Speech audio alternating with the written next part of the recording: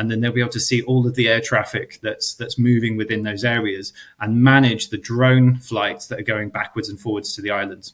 James, welcome back. The reason why I'm having you on here today, it should be a fairly quick one, is around the contract and the business that you secured last week. So can you give us the details? Yeah, sure. So I'm really pleased. Like, we're actually in Dubai at this investor conference at GBC, where you're doing all these one-to-one pitches. And we just got up on stage after winning first place. And we're obviously all super pleased with that, getting investors telling you that you're the most investable of a room full of startups was awesome. So we're already in high spirits. And I just thought I'd check my emails, as you do afterwards.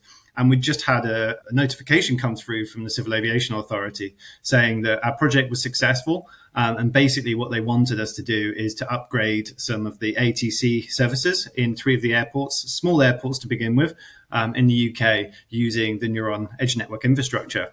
So what that's doing really, one of the big problems you've got with aviation is that you've got all of these cloud-based intermediaries or data aggregators who they take all of the data from these flight tracking sensors and they aggregate it in the cloud and then they spit it out to all of their customers via APIs. The problem is that it's hard to go through software assurance on this. It's also hard to aggregate it between multiple vendors as well. You end up with higher latencies, higher costs, unavailability of these systems. And so regulators are quite nervous about using the cloud data for safety critical applications. So what we propose to them is that we use Neuron to transfer data between the airports and between the sensor networks that were surrounding them. And they loved it. They obviously were successful. So we ended up actually winning the bid. And we're literally due to start work in the next couple of weeks on it. So we're working with a few smaller airports. So Land's End, who are sort of closest to the Isles of Scilly. If you look at the UK, it's sort of down to the south, very tip of the southwest of England. And there's some small islands probably about 40 kilometers offshore called the Scilly Islands. And they've got the NHS and Royal Mail are really keen to set up delivery routes to the islands because every time they want to go across, they're having to use like crewed aircraft, which are obviously quite expensive, have high risks associated with them. And by being able to do it with small drones, they can do more regular deliveries, quicker, faster, cheaper, and not taking the risk of actually putting human lives on board. We're talking about medical supplies, parcels and things like this. And so they're very keen to set up these routes. But obviously, we're living in an age in aviation where people are looking through the windows with binoculars. That's how far behind the aviation ecosystem is. Like, we have radar systems that can detect aircraft near large airports, but most of the smaller airports, they don't really have any kind of surveillance capability or situational awareness capability. And we're living in, this is 2025 now. We've got ChatGPT that can write a press release for you. So, if we're in this situation, how are we still using binoculars to spot where aircraft are? It's crazy. So really, we're there. We're going in to digitize these airports, integrate all of these data sources using Neuron and the 4D Sky solution.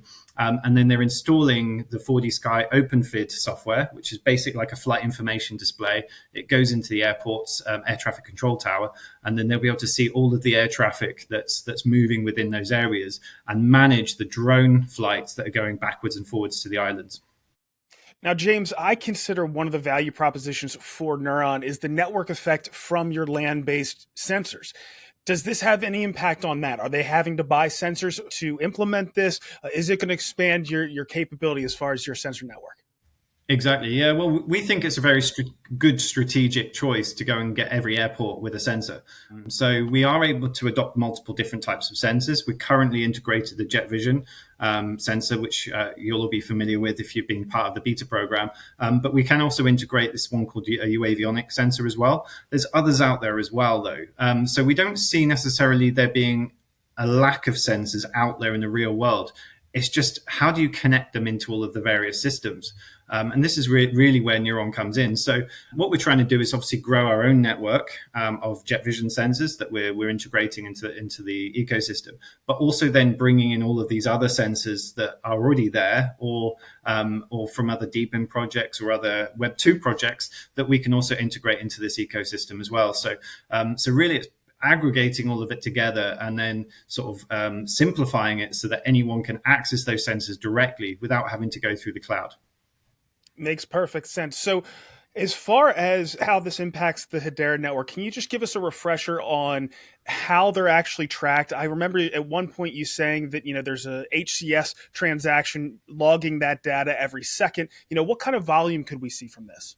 Yeah, sure. So what we're seeing really with the way that our system is architected is an edge network. So if you've got a piece of software on one side that wants access to the sensors, on the other side, we connect them directly to each other. So this is an off-chain connection. And to be honest, you wouldn't want to push that data on-chain because you'd run out of money within seconds. We're talking like gigabytes worth of data per day from each sensor. So if you're talking thousands of sensors, that would be way overkill. And to be honest, all it would do is slow things down, create bottlenecks, and it wouldn't be the right solution. So we go out of band with these connections. But what the Hedera network is used for is it's the orchestration of these connections, the payments, the logging, the auditing of that data, so that when someone, if there's an incident, someone can look back and say, okay, this is the data that was delivered to me, and I can prove it on chain. So that's a really big advantage. But also, how do I actually find these sensors? So it's a little bit like a telephone directory in a way. It's kind of, we have a smart contract. So when you register your sensor, it's registered into a smart contract.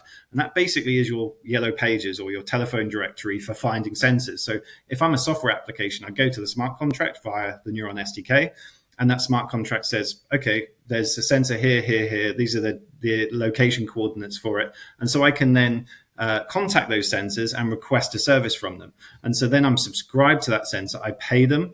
And then I have the Neuron validator network to protect that transaction. So if they say turn the sensor off mid-flight, then I can get a refund for that data. Understood. So I've seen you mention when you were describing edge computing and how you're leveraging that, you mentioned Google Wing. We obviously have a partnership here with the UK government. Do you have anything else you want to pass on around partnerships? I know you have a token that you're going to be launching here for Neuron before too long. Just take it in whatever direction you'd like before I let you go. Yeah, sure. So I think regarding sort of our roadmap going forwards, like we're already working with an AI agent company. So they're building AI agents for this aviation data. So what you saw in America recently with the helicopter crash could have been easily preventable because ultimately the data was there. We can look back at that crash and we can see those aircraft heading towards each other and crashing. So it wasn't the fact that the data wasn't there. It was just nobody was looking at it at the time. Or certainly the people that were looking at it weren't able to do anything about it. So really what we need to be able to do is, why have a human looking at it all the time? Obviously, you need a human there to monitor these systems. But if you can use agents to actually detect these issues and then to report them and alert them to the air traffic controllers, then everyone can be alerted to this problem or the situation coming up and actually do something about it. So this is one area we're doing. In Q3, we're planning to do our token launch.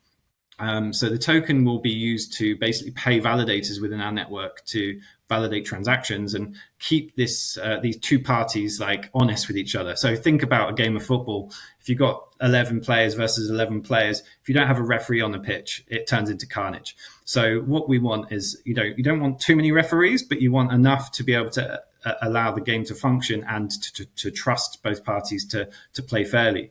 And so we're going to be launching this validator network. It's going to be available for DePin and AI projects. So any DePin or AI project building on the network can essentially use these validator nodes to essentially keep their use case secure. So we've got the Neuron SDK, and we're going to then be launching this token to pay those validator nodes every time a transaction is processed. So we believe that presents a really good opportunity for community members to take part, to get hold of some tokens and to stake them in order to earn some rewards in the long term. So I think that's really kind of our direction for the next 6 months. Well, James, we feel like we're on this journey with Neuron. We've been following you from the early days. A lot of people have participated in that beta program.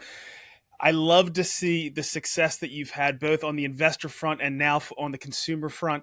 So congratulations on everything that you've done to this point, and thanks for coming on today and telling us about it.